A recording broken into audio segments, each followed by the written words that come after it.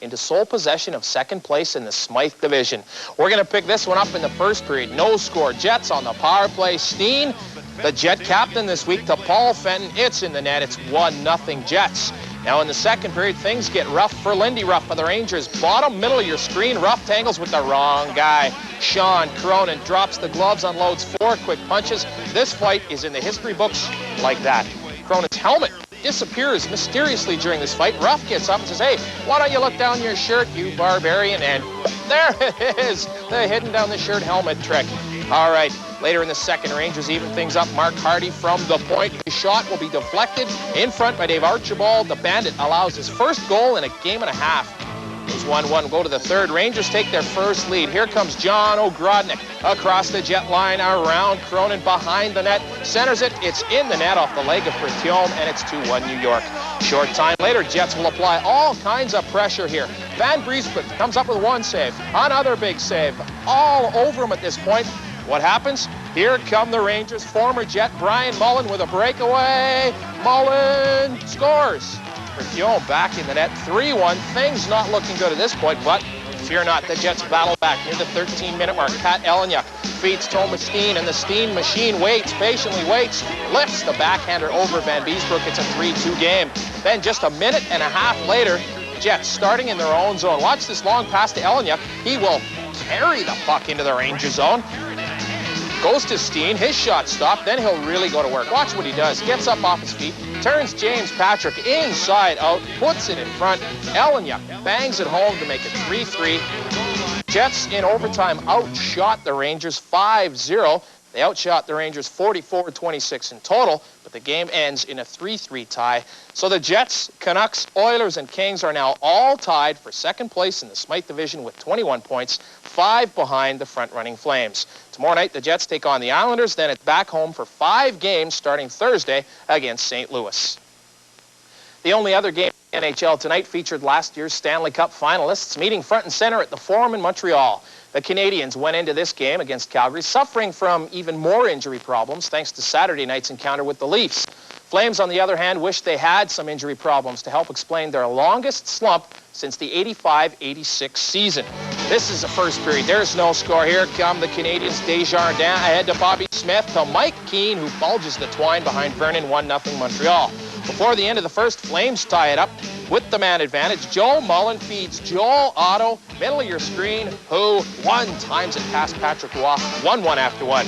In the second period, Habs find themselves with the man advantage. Jyrke Lume, far point to Bobby Smith. He has all day to rip it by Vernon. 2-1 Montreal. Then just 43 seconds later, Habs add another. Couple of rookies getting a chance to play due to injuries. Ed Christopoulos' shot stopped. Fellow rookie Andrew Castle's shot isn't his first NHL marker. 3-1. Flames get one of those back. Doug Gilmour drops to Al McGinnis. He tees it up. Gilmour with a perfect deflection in the back of the net, but it's a case of too little, too late. Montreal wins at 3-2. Flames are winless in their last 6. Habs have won both meetings over the Flames so far this season. And the NHL Player of the Week comes from Pittsburgh today. Pens goalie Wendell Young backstopped his club to 3 wins last week, posting a 1.67 goals against average. We have everybody, the Winnipeg Jets' longest road trip of the season turned out to be one of their best road trips in recent memory. Head coach Bob Murdoch and company will head home tomorrow with 7 of a possible 10 points thanks to tonight's 4-3 victory over the Islanders. Now, the game took on the same format as last night's tilt with the Rangers, only the outcome is different this time around. Here's a look at the action. First period, there's no score. Jets fire the puck in the zone. Healy leaves it for Howardchuk. He'll draw 3 Islanders, which leaves Brent Ashton wide open. He scores. 1-0 Jets just 2 minutes into the game. It ends.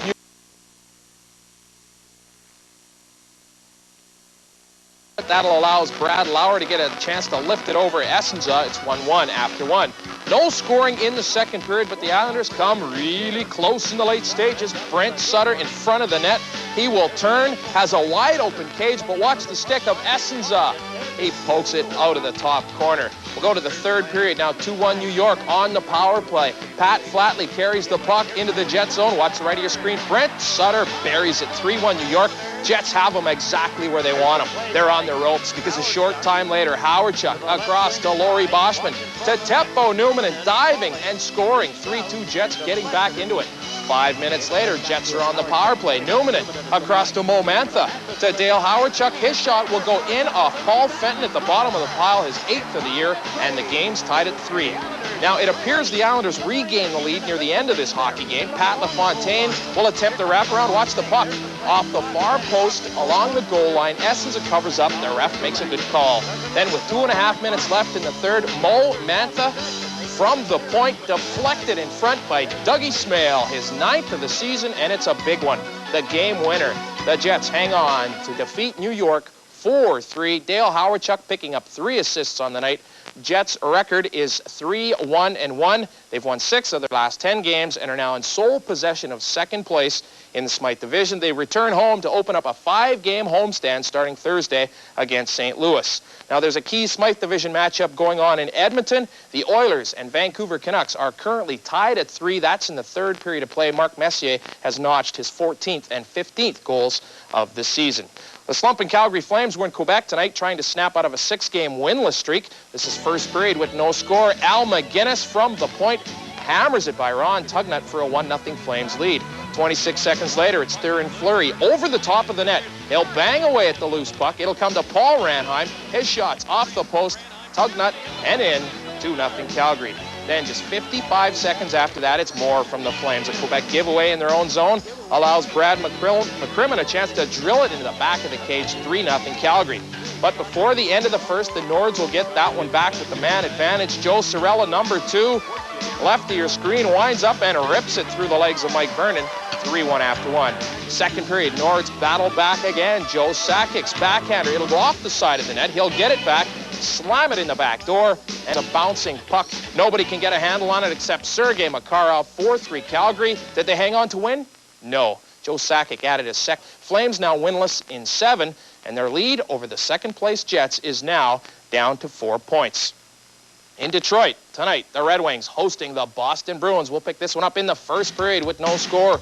Gerard Gallant feeds Joey Kocur on the right side. He goes around the defenseman and beats Reggie Lemlin just 31 seconds into the game. There goes the shutout. It's 1-0. Lead stood up until the third period. Cam Neely takes a pass from Bork. He'll fight off Lee Norwood and beat Greg Steffen. It's 1-1. Now we're going to go to overtime. Tied at 1. Bob Sweeney will do all the work on this highlight. Carries it into the zone, goes around Borja Salming, circles the net, and what'll he do? That's the wraparound, his 9th of the year. 2-1, Bruins win in overtime. They have now won 6 straight games. Red Wings, well, they're right back to their losing ways. One other score to pass along, St. Louis over Minnesota, 7-4. Blues are now just 4 points behind the second-place Stars in the Norris Division.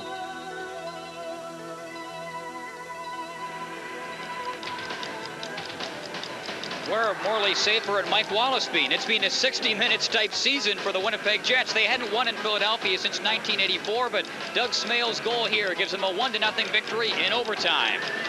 On to Madison Square Garden and the New York Rangers, and another newsworthy 60 minutes effort. Pat Elnuke scoring, set up by Thomas Steen. They go through overtime and stay tied at 3.